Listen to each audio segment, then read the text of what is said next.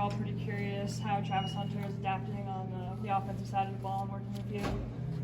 Yeah, really well. I mean, he's a natural receiver, and he's obviously a very gifted athlete. So yeah, I got the pleasure of coaching him. And one thing about Travis, a lot of people don't understand, is that he's a very coachable dude, very coachable player.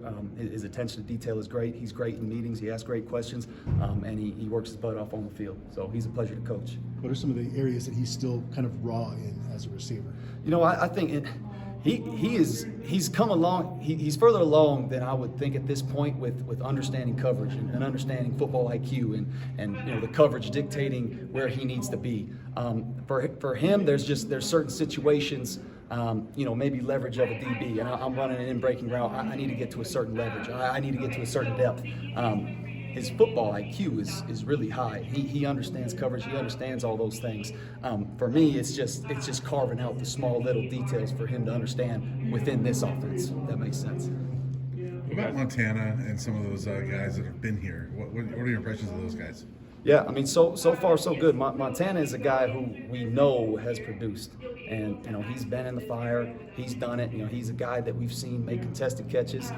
He's a reliable target that we're going to continue to lean on. Some of those other vet guys, you know, it's an overall competition right now, and everyone's fighting for their job. You know, Ty Robinson, he's come along the last couple of days, making nice plays. I need to see more out of Grant Page. He had a nice day yesterday, made a play for us. He needs to continue to have that confidence to make plays. So overall, you know, collectively the group is competing. We just got to keep stacking days on days on days.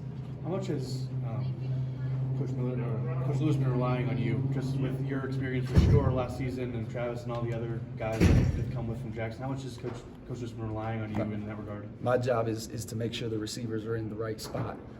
And we put a lot on our receivers in this offense. You know, there's a lot of different stuff going on. There's a lot of different adjustments based off of coverage. So, you know, anytime we get walkthrough meetings, you know, we got to do our best, and I got to do my best as a coach to, you know, have that level of understanding and make sure our guys know where the heck they need to be. And if we know where to be as receivers, we're going to carve up some defenses this year. Kind of along those lines, how much of this offense, in terms of the sets and the things you're talking about, getting the guys in right position, how much of the offense is going to be installed by the end of spring?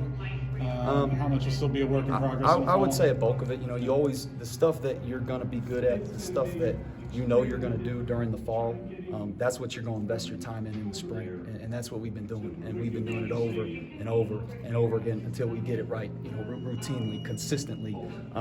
Once the fall hits, you know, obviously game plan wise, there's going to be some tweaks, but you know, when we get into critical situations and you know, stuff starts hitting the fan, you're always going to rely on your bread and butter.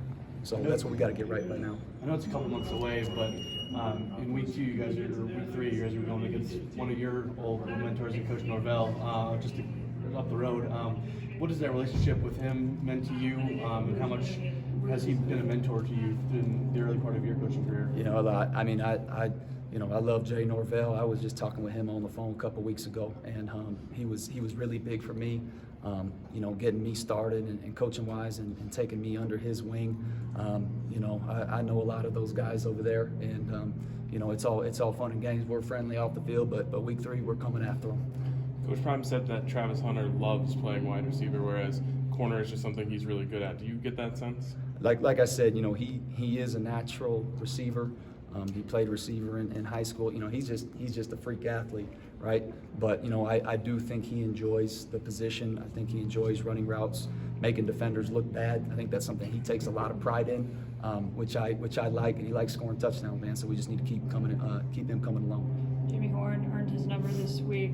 2 questions. What do you see from him, and who do you see next within your group getting their number? I'm not going to throw out any names to who's next. I want them to get too big-headed on me, and I want them to finish off the week strong. There might be 1 or 2 more candidates.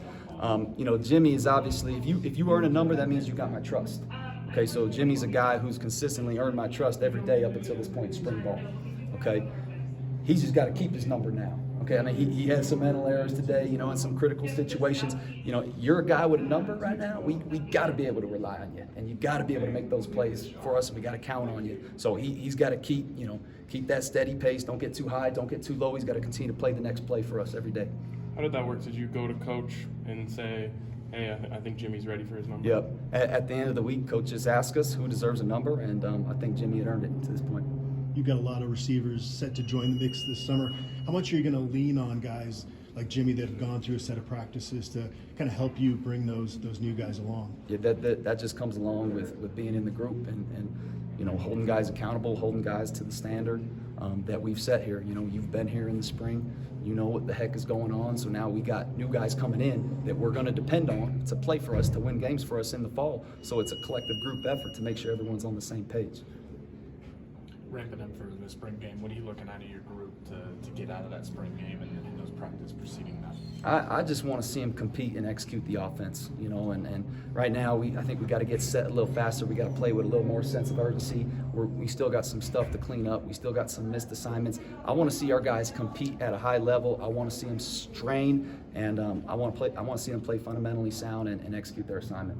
Your reaction to having a sold-out spring game? Awesome. Lights on us, man, so we got to show out. Thanks, Coach. All right. Thank you. Thanks, guys.